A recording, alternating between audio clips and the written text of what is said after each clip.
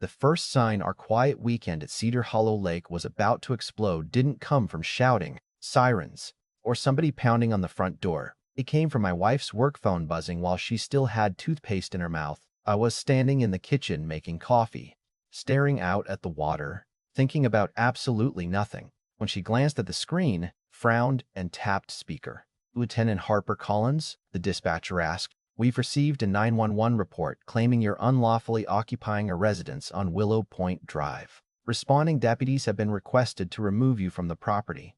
Harper just stood there for a second, toothbrush in one hand, staring at me like she'd misheard the entire sentence. Then she laughed. Not because it was funny, but because it was so unbelievably ridiculous. "Well," she said after spitting into the sink, "apparently I'm trespassing in my own house." I didn't laugh. I already knew exactly who had made that call. In our little lake community, only one person had enough confidence mixed with enough bad judgment to weaponize emergency services over a personal grudge.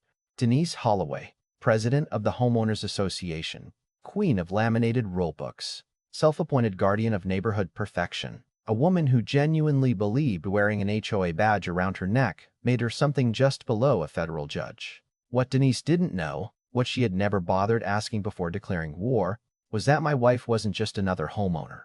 Harper Collins happened to be the superintendent of the State Highway Patrol, the woman responsible for thousands of sworn officers across the state. She never advertised it. She never pulled rank. Most of our neighbors thought she worked somewhere downtown doing government stuff, and honestly, we preferred it that way. We bought that lake house because after 23 years of public service, Harper needed somewhere nobody asked for favors, nobody recognized her face, and nobody cared about politics.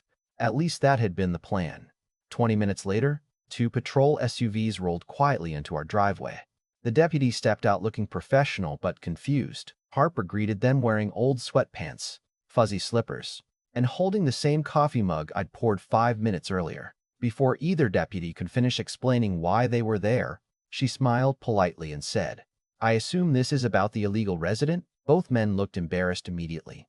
They apologized, explained that dispatch required them to investigate every property complaint tied to a possible unlawful occupation, and asked if she had identification. Harper never acted offended.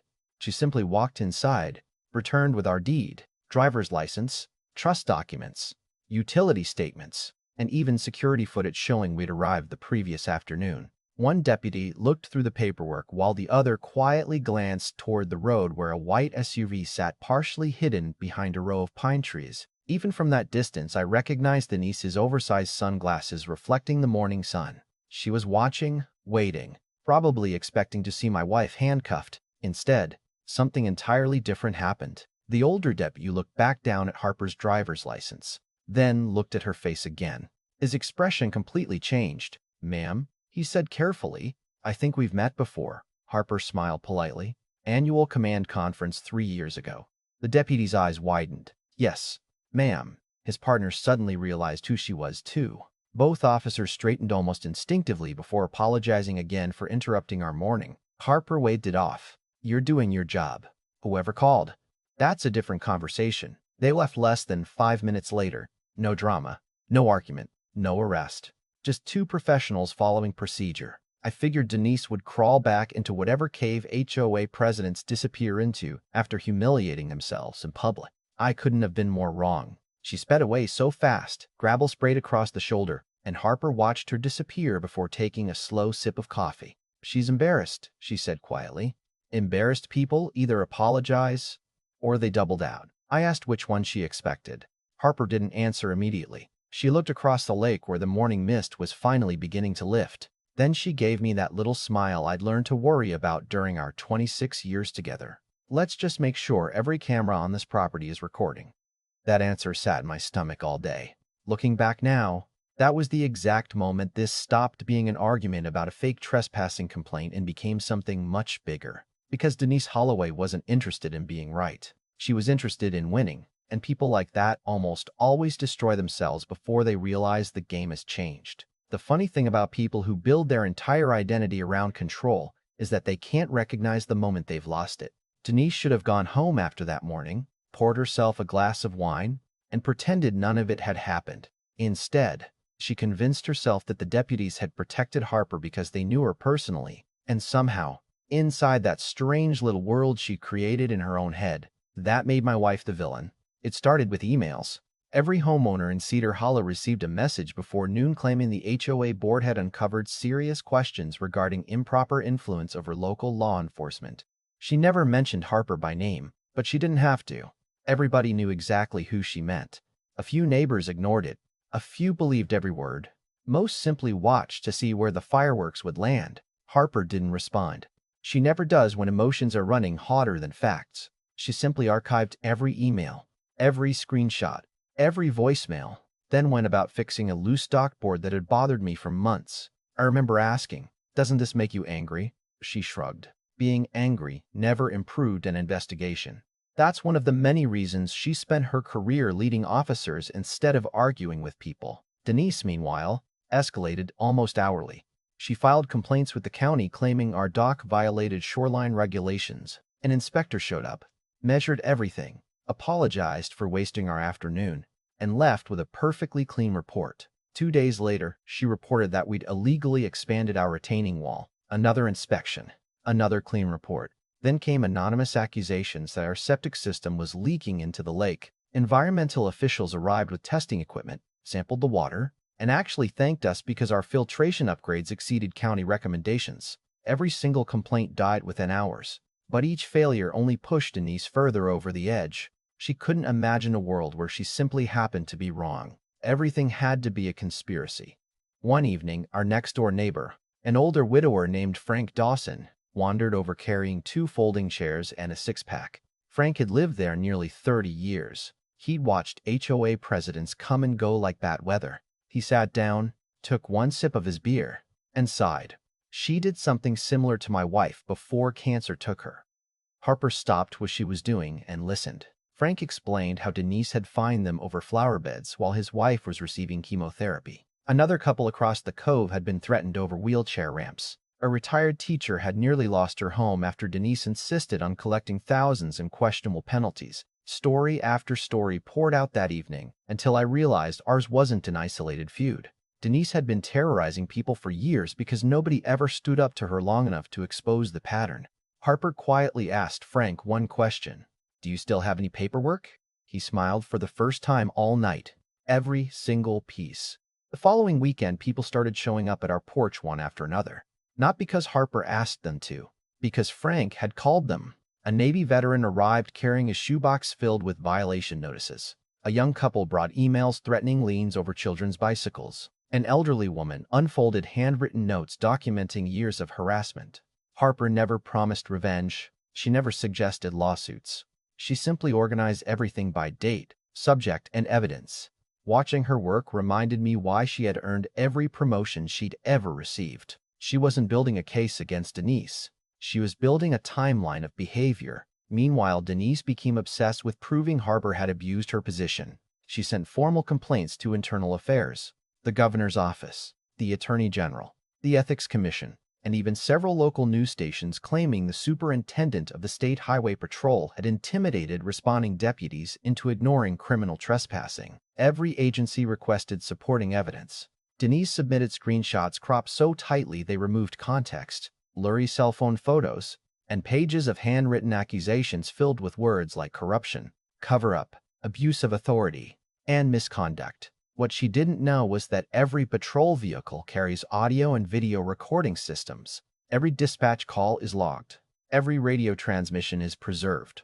Every minute the deputies spent at our house existed on multiple independent recordings. The investigations lasted less than 2 weeks before agencies began quietly closing them one after another. Their findings were nearly identical. Complaint, unsupported. No misconduct found. No evidence of improper influence. Matter closed. Most people would have accepted defeat after receiving half a dozen rejection letters. Denise interpreted them as proof everyone else had joined the conspiracy. Then she crossed the line that changed everything forever.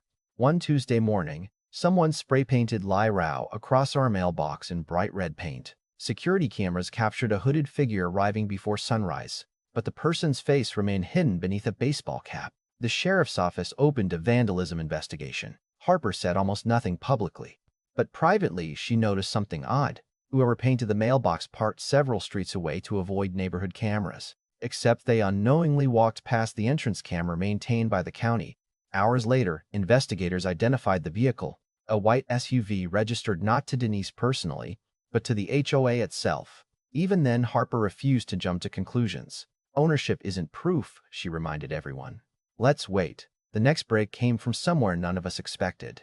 Denise's own vice president requested a private meeting. His name was Carl Benson, a quiet accountant who looked like the kind of man who apologized when someone else stepped on his foot. Carl arrived carrying a laptop and several binders so full of documents they barely fit through our front door. His hands were shaking. "I can't do this anymore," he admitted. Apparently, Denise had been ordering board members to approve legal expenses without votes, using HOA money to hire private investigators, paying consultants to dig into homeowners' backgrounds, and reimbursing herself for thousands of dollars labeled as administrative enforcement costs. Carl had objected repeatedly.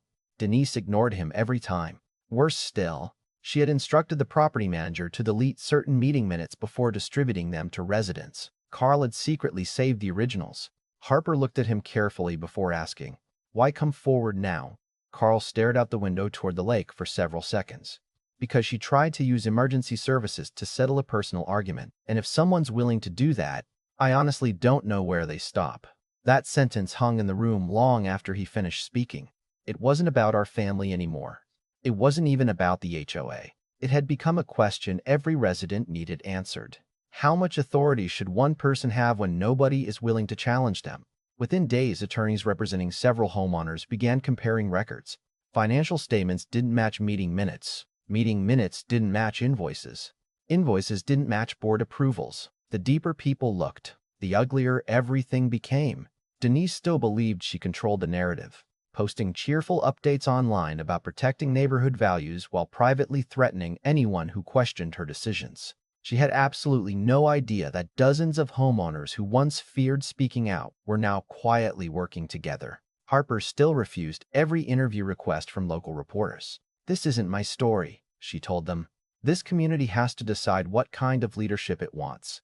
I admired that restraint because if I'd been in her shoes, I probably would have enjoyed watching Denise unravel. Harper didn't. She simply waited. She understood something Denise never did. The loudest person in the room rarely controls the ending. The person holding the facts usually does.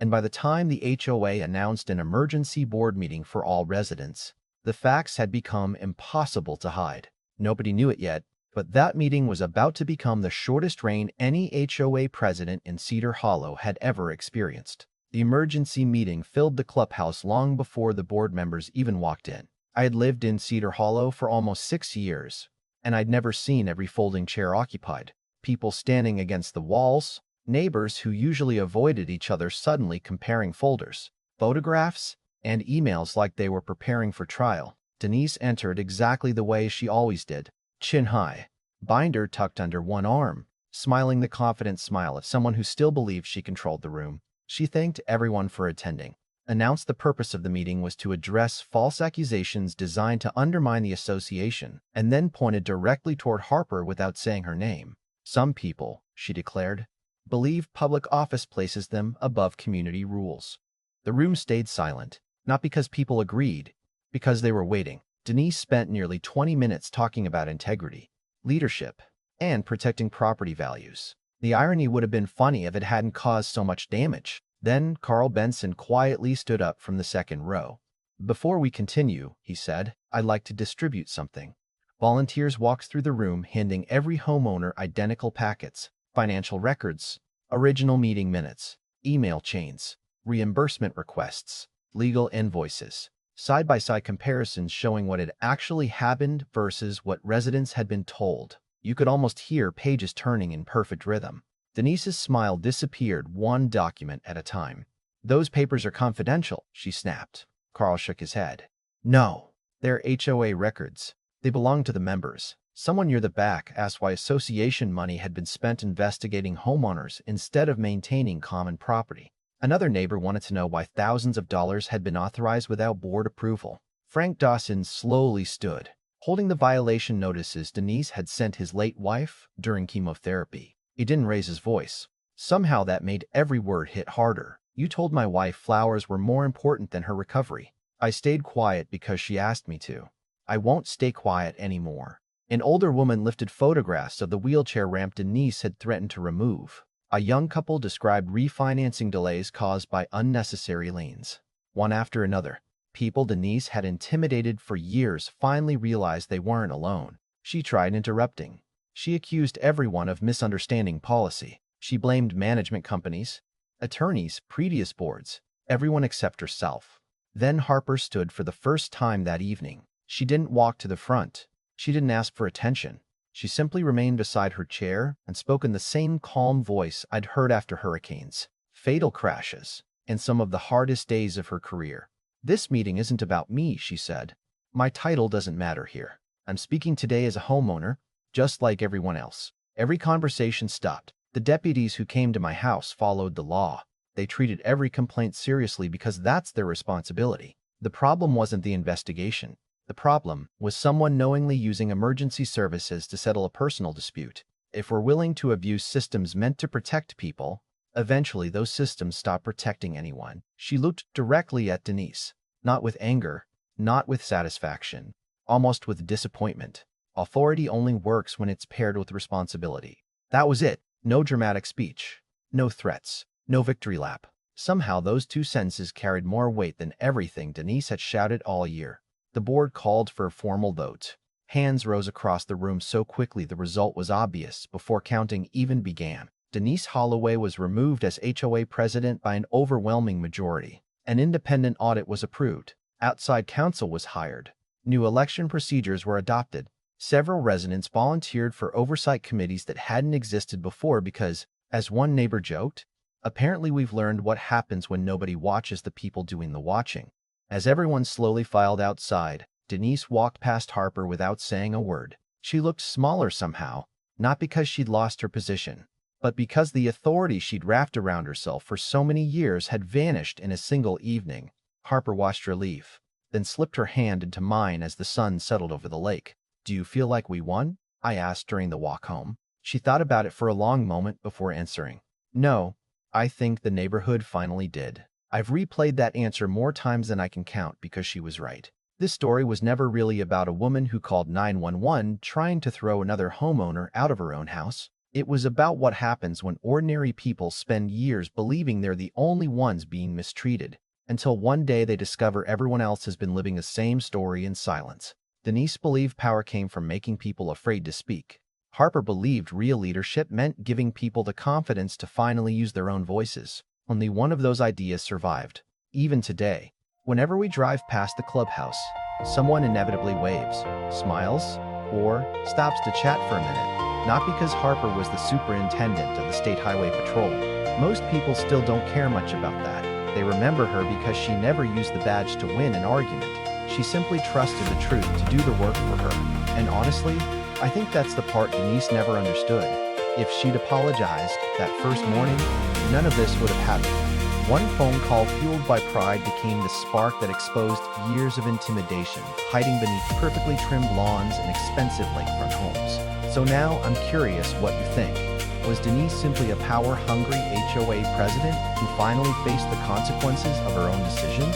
Or should Harper have stepped in sooner instead of letting the situation unfold until the entire community turned against her? Let me know your thoughts in the comments because these stories always spark interesting debates. And if you've ever dealt with an HOA, a difficult neighbor, or someone who thought authority mattered more than fairness, share your experience below. Don't forget to like the video, subscribe to the channel, and turn on notifications because the next story might be even more unbelievable than this one.